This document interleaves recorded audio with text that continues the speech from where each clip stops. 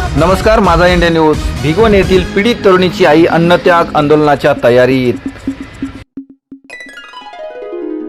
मी आज माझी मानलेली बहीण की तिच्या वडिलाचं आणि माझ्या वडिलांचं घर शेजारी शेजारी म्हणजे जलालपूर या ठिकाणी सटवाई वस्तीवरती आहे.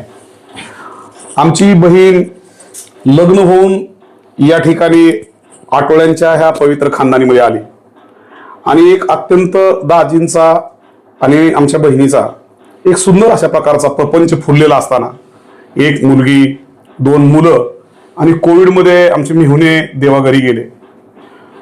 त्यानंतर ह्या घराचा खरा तर दैव दुर्विलास सुरू झाला.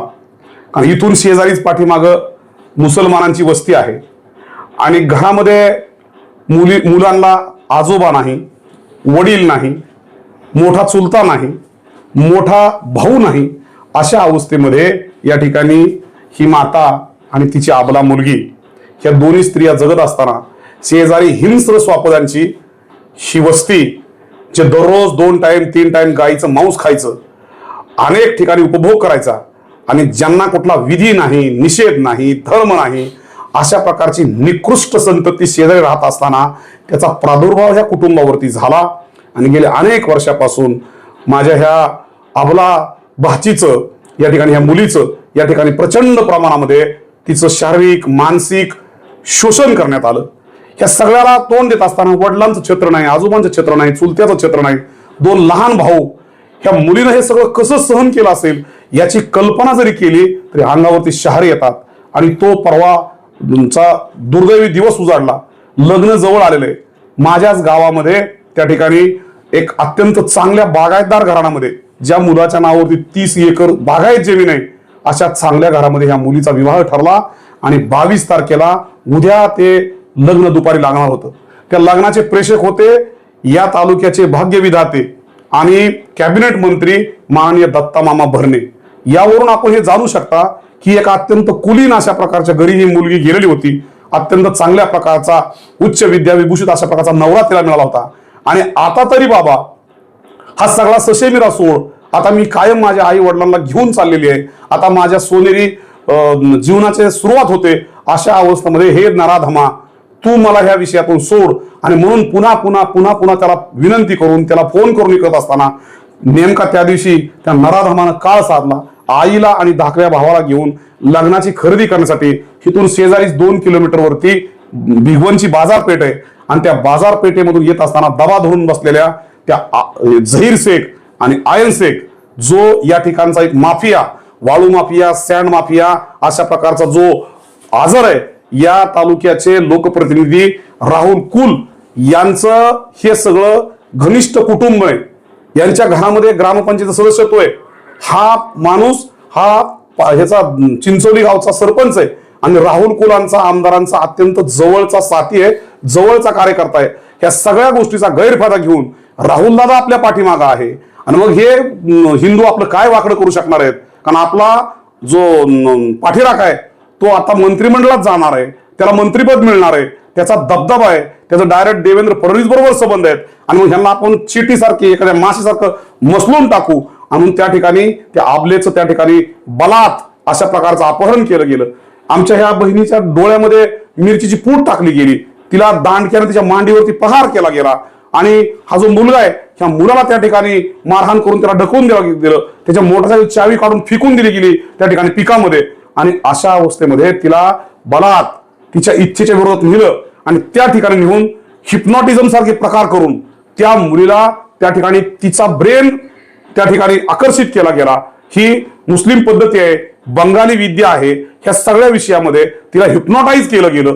तिला सगळ्या परिस्थितीची जाणीव राहू नये आणि प्रचंड प्रमाणामध्ये तुझ्या भावांना खलास करून टाकू, तुझ्या आईला खलास करून टाकू, तुझ्या घरी खडासुद्धा ठेवणार नाही, तुझी सगळी नातलग आम्ही मारून टाकू, आम्ही दहशतवादी आहे, आम्ही काहीही करू शकतो, आम्ही जर ह्या देशामध्ये बॉम्बस्फोट घडू शकतो, आम्ही काही करू शकतो, हे प्रशासन सगळं आमचं आहे, आमचंच ऐकतं.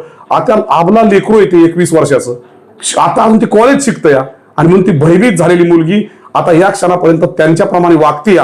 माझी या ठिकाणी या जिल्ह्याचे ग्रामीणचे एसपी आणि केंद्रीय राज्याचे गृहमंत्री आणि मुख्यमंत्री देवेंद्रजी फडणवीस साहेब आणि गिल साहेबांना विनंती आहे की या ठिकाणी जे काही चाललेलं आहे याच्यामध्ये संविधानाचा आणि कायद्याचा बाऊ करत ही मुलगी ह्या घरापासून दूर ठेवली जाते. परंतु तुम्ही या ठिकाणी ही गोष्ट लक्षात घ्या की त्याच मुलीचा परवा दिवशी आलेला जो व्हिडिओ आहे त्या व्हिडिओमध्ये ती मुलगी स्पष्ट सांगते की गेल्या 9 वर्षापासून हा माझ्याबरोबर संबंधात आहे. म्हणजे अशा प्रकारचं हे, कारण त्यावेळेस तिचे वडील त्याच्यानंतर 4 वर्ष जिवंत होते. म्हणजे ह्या ठिकाणी एक गोष्ट असे हिच्या शरीराचं शोषण, म्हणजे जर ती मुलगी आज 21 वर्षाची आहे तर त्यावेळेस ती 12 वर्षाची होती आणि 12 वर्षाची मुलगी ही अज्ञान मुलगी आहे आणि अज्ञान मुलीला 18 वर्षाच्या अगोदरच्या एखाद्या मुलीला तिच्या मनाविरुद्ध छेडछाड करणं, तिच्या शरीराचं शोषण करणं हा पोस्कोचा गुन्हा आहे. आणि म्हणून या विषयामध्ये पोक्सो लागला पाहिजे. हा संघटित गुन्हेगारीचा विषय आहे.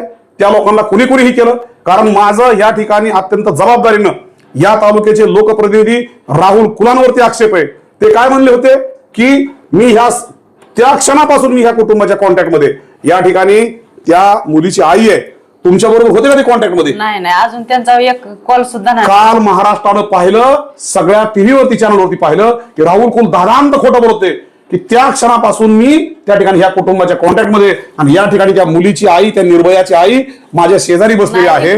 खोटी बातमी सगळी. म्हणजे राहुल कुल दादांत खोटं बोलतात. माझ्या कॉन्टॅक्ट मध्ये आलेच नाहीत. आले असते तर मी सांगितलं असतं खरंच आलेत म्हणून. आणि ह्या सगळ्या ठिकाणी हे सगळं राहुल कुलांच्या राजकीय ताकदीच्या जीवावरती हे जे दुष्कृत्य आहे, हे जे कृष्णकर्म आहे, हे कृष्णकर्म हे या तालुक्याचे लोकप्रतिनिधी राहुल कुल यांच्या राजकीय ताकदीवरती इथल्या नराधम मुसलमानांनी केलेला हा हिंदूंचा छळ आहे. मित्रहो, आज महाराष्ट्रामध्ये अहिल्यानगर असेल, माझ्या दौंड तालुक्यामध्ये कालच एक मुलगी त्या ठिकाणी तिथूनही पळून नेलेली आहे, आज हिंगणीमध्ये नेलेली आहे, काल अहिल्यानगरमध्ये. म्हणजे दररोज गावागावामधून शहरामधून हिंदूंच्या मुली उचलून नेऊन त्यांना बाटवायचं, त्यांना नाचवायचं, त्यांना अनेक अपत्य त्यांना जन्माला घालायची आणि सोडून द्यायची. म्हणजे हिंदू धर्मावरती आलेलं हे प्रचंड मोठं मुसलमानांचं आक्रमण आहे. आणि म्हणून या ठिकाणी ही मुलगी जोपर्यंत आमच्या घरी येत नाही आणि संबंधित जे आरोपी आहेत यांच्यावरती 13 प्रकारचे गुन्हे आहेत, त्यांचा तो चुलता आझर आणि ही सगळी पोरं ही गुन्हेगारी कृत्यांना अंजाम देणारी माणसं आहेत. यांच्यावरती अनेक गुन्हे आहेत. प्रशासनानं गिल साहेब SP आणि मुख्यमंत्री देवेंद्र फडणवीस गृहमंत्री यांनी याची दखल घेऊन यांना कस्टडीमध्ये घ्या, यांना भेड्या ठोका, यांच्यावरती संघटित गुन्हेगारी अंतर्गत लागणारा कायदा मोका आणि बाल गुन्हेगारीमध्ये बाल शोषणाचा पोक्सो हे दोन्ही गुन्हे दाखल करून यांना गजाआड केलं पाहिजे. आणि लवकरात लवकर आता चर्चा झाल्याप्रमाणे उद्या जर निर्णय झाला आमचा सगळ्यांचा, तर ही संपूर्ण वस्ती उद्यापासून अन्नत्याग आंदोलन करणार आहे. मी हे तुमच्या चॅनल पुढे प्रथमतः आता सांगतोय की उद्यापासून आमच्या वस्तीवरली आमची जनावर असतील, आमची माणसं असतील, आमची लहान मुलं असतील, फक्त पाणी पिऊन आम्ही जाणार आहे. जोपर्यंत आमची मुलगी आमच्या घरी येत नाही तोपर्यंत ह्या आटोळे वस्तीवरला एकही माणूस अन्नाचा एकही कण खाणार नाही. ही गोष्ट उद्या सकाळी आम्ही एकत्रित येऊन उद्या प्रेस घेऊन हे आम्ही जाहीर करणार आहे. आणि याला काय उद्यापासून या उद्या दुपारपासून हे आमचं अन्नत्याग आंदोलन चालू होईल. म्हणून या तालुक्याचे लोकप्रतिनिधी माननीय नामदार दत्तात्रय मामा भरणे यांना माझी विनंती आहे की तुम्ही आता ऍक्शन मोड मध्ये या. तुम्ही या ठिकाणी उद्या सकाळी आलं पाहिजे आणि ह्या मुसलमानांची हितली जी घरं आहेत ही घरं सरकारनं ताब्यात घ्यावीत आणि ह्यांना दुसऱ्या ठिकाणी ह्यांचं पुनर्वसन करावं. कारण ह्या ठिकाणी ह्यांच्यामुळं आमच्या लोकांच्या जीविताला धोका आहे. आणि म्हणून उद्याचं अन्नत्याग आंदोलन या ठिकाणी हा सगळा विषय झाला पाहिजे. नाही तर महाराष्ट्राचा एक महाविराट मोर्चा ह्या वस्तीवरती येईल आणि नंतर ती संपूर्ण जबाबदारी माननीय मुख्यमंत्री, माननीय गृहमंत्री, माननीय पालकमंत्री, उपमुख्यमंत्री आणि या तालुक्याचे सुपुत्र दत्तात्रय मामा भरणे कृषी मंत्री या सगळ्यांची आणि दौंड तालुक्याचे आमदार राहुलदादा कुल यांची असेल. यांना याविषयी चेतावणी, तुम्हाला जे जे करणं शक्य आहे, मुलगी घरी आली पाहिजे आणि इथली मुसलमानांची घरं हटली पाहिजे. जर हे झालं नाही तर आमचं उद्या आंदोलन चालू होत आहे. माझा इंडिया न्यूज बिग 1.